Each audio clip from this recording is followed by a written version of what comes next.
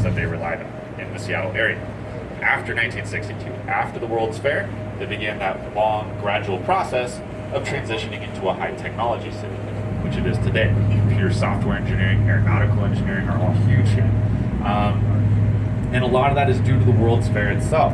Bill Gates, for instance, one of the most important people in the city, specifically remembers going to the World's Fair as a child, being inspired by what he saw and getting interested in computer technology because of it. So it was very important. Now the whole idea behind the World's Fair was the future, right? In fact, the specific theme was the 21st century. What will life be like in the 21st century? Hey, kiddo. And some of what they were showing was real stuff, like new inventions that would change the world for the 21st century. The touch-tone phone was introduced to everybody at the World's Fair in Seattle. But a lot of it, more of it, was conceptual. It was ideas from artists and fashion designers, architects and engineers about what they thought things might be like in the 21st century. And that's where the Space Needle comes in. The Space Needle's original name was the 21st Century Expo Tower, and the whole idea behind it was that that was the building of the future. The designer believed that that is what buildings would probably look like in the 21st century. So we're 17 years into the 21st century, for those of you paying attention, and it's still a pretty weird looking building. It didn't really turn out to be a very successful design for a structure, right? Now there's a good reason for that. The Space Needle is 605 feet tall, and it has 5 floors. It's a 600 foot tall, 5-story building. That's a pretty inefficient use of space and materials. It's obviously very cool looking, right? It's iconic, it's very unique. People loved it, in fact. When it went up, they thought it was just awesome, and it was huge as well. 605 feet tall.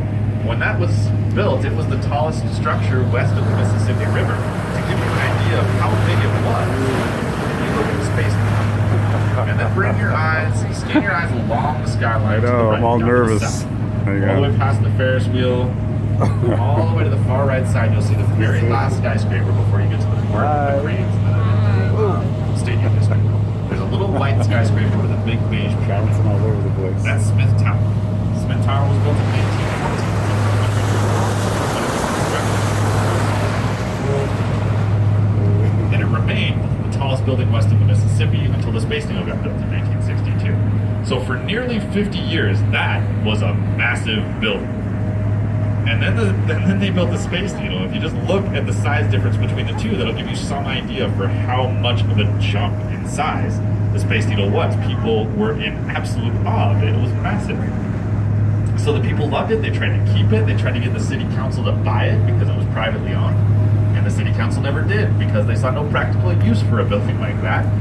So the city of Seattle has never owned the Space Needle. It's always been privately owned and operated by the original designer, who's basically controlled it for the past 50 years. They opened a rotating restaurant up there, and that's been one of its main sources of income since the 1960s, which you should check out if you have not already. Go peek your head into the restaurant. You don't have to eat there. You should. I've heard it's really good.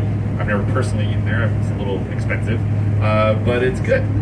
And it's cool. It does a full 360-degree rotation in under an hour. It does 48 minutes all the way around. It's pretty slow. But they have 48 windows, and they very purposely give you a minute in each window. And the amount of time it takes you to eat your meal, you'll get a great view in every direction, right? And I have learned a couple of things over the years. Even though, like I said, I personally haven't gone there, I've learned from tourists and travelers who have told me some of the things, some of the pitfalls they've experienced. Not a lot of people have experience eating in rotating restaurants, so let me just impart some wisdom.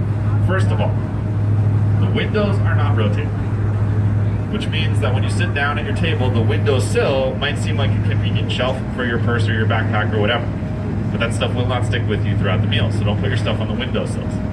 And remember, it's a slow rotation, so that stuff's just going to very slowly creep out of your view. It's very subtle, right? So don't do that. The other thing is the restrooms are also not rotating. So when people get up in the middle of the meal to use the bathroom, sometimes they don't notice that it's not rotating, and they come back out and they don't understand what happened to their family or their friends or whatever. They get worried that they left, or they start to freak out.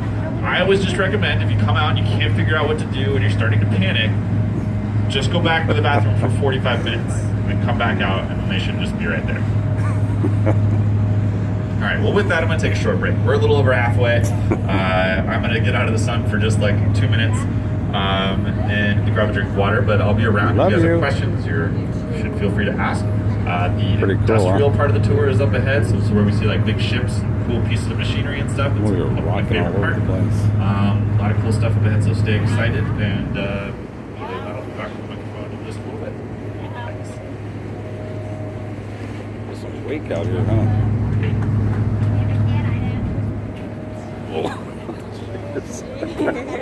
Holy smokes. I about biffed it. Wow. Just amazing. So that's Mount Rainier back there. No, yeah, Mount Rainier.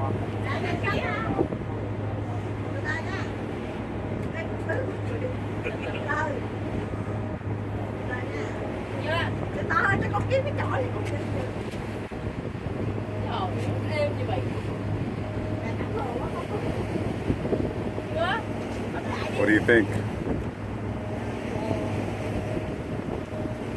Pretty impressive, huh?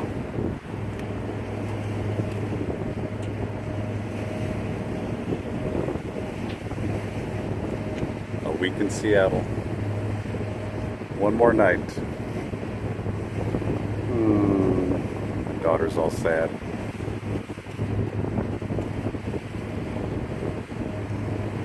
Had a good time, huh? We'll be back.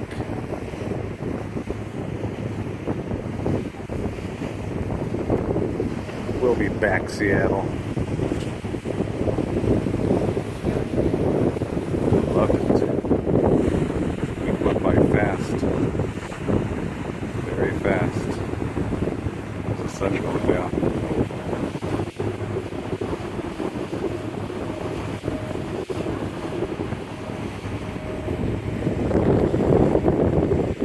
There's a captain.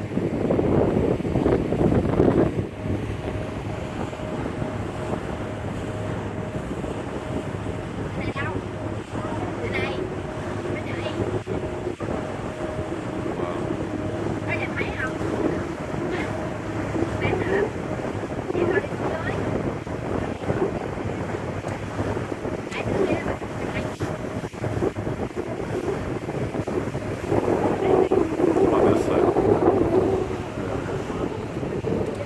Thank you for the shot. There you are.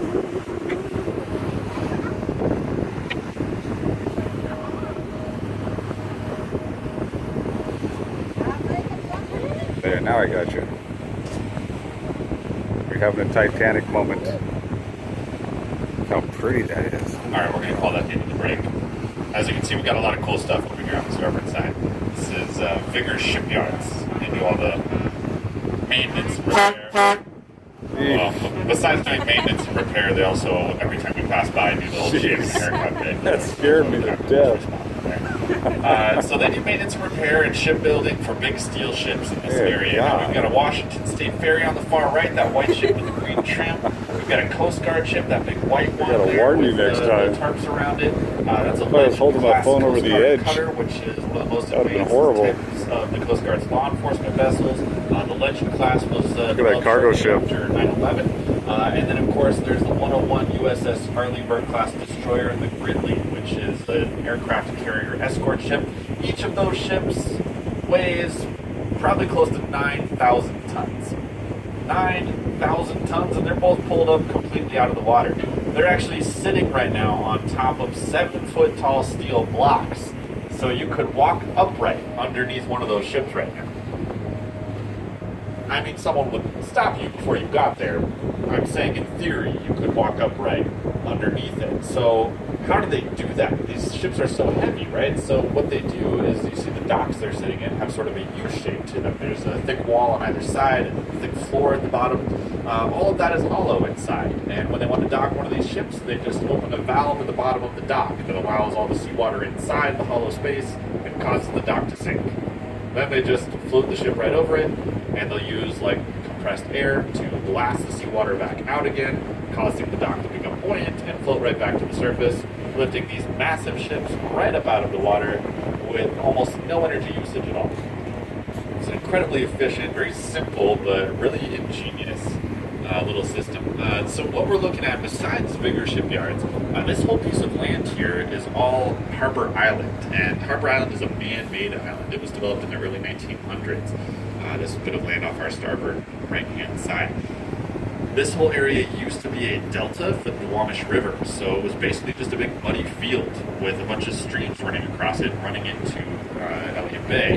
And at a low tide, those streams would get so shallow that you could barely get a canoe up some of them, let alone a big container ship. So in the early 1900s, they needed to expand the port.